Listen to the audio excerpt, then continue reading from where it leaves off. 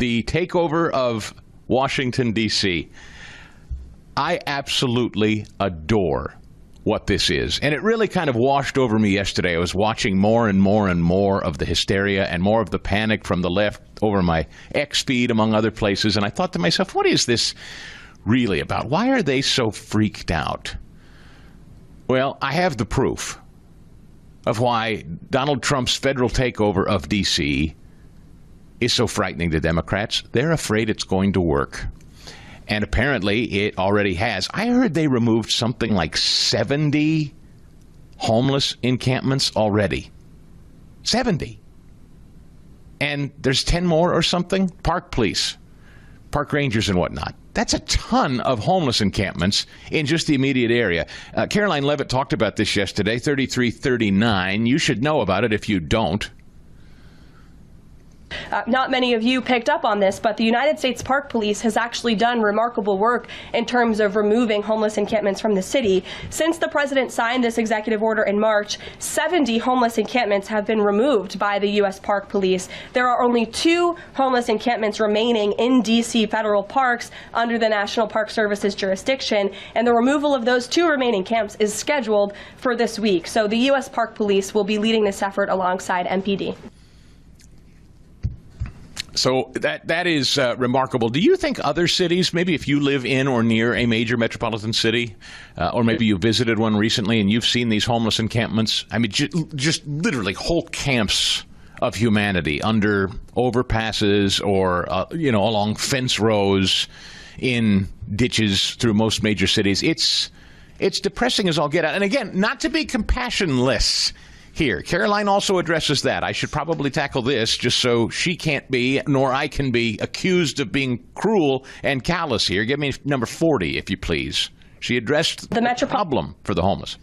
Baltimore Police Department, with the support of the new federal agencies who have been surging on the streets of the District of Columbia, are going to enforce the laws that are already on the books here in Washington, D.C. For far too long, these laws have been completely ignored, and the homelessness problem has ravaged the city. So D.C. Code 22-1307 and D.C. Municipal Regulation 24-100 give the Metropolitan Police Department the authority to take action when it comes to homeless encampments.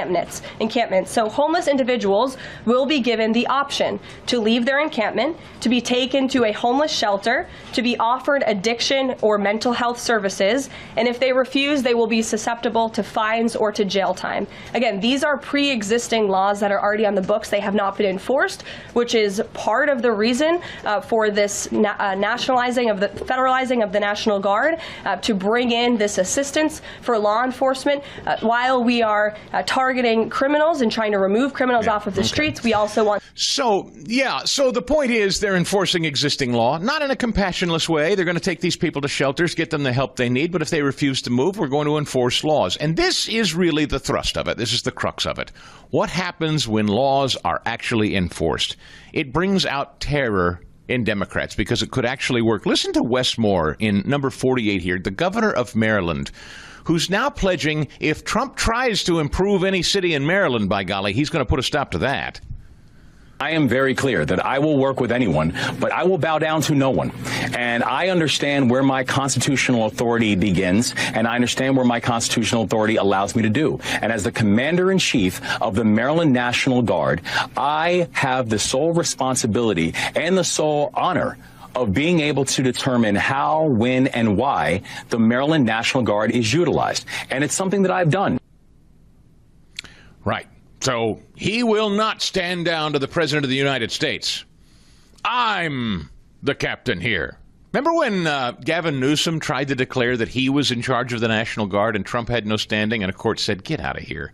Gavin's already tried it, Governor Goodhair. So Wes Moore is now, I'm the tough guy around here. Nobody's going to deploy the National Guard in my state unless I say. You know what he's really frightened about?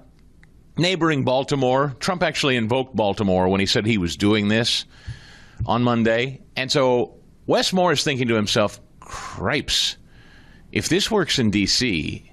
and he tries this in Baltimore, I'm going to have to be ready. I'm going to have, some sort of preemptive messaging strike. The Chris Stigall Show podcast.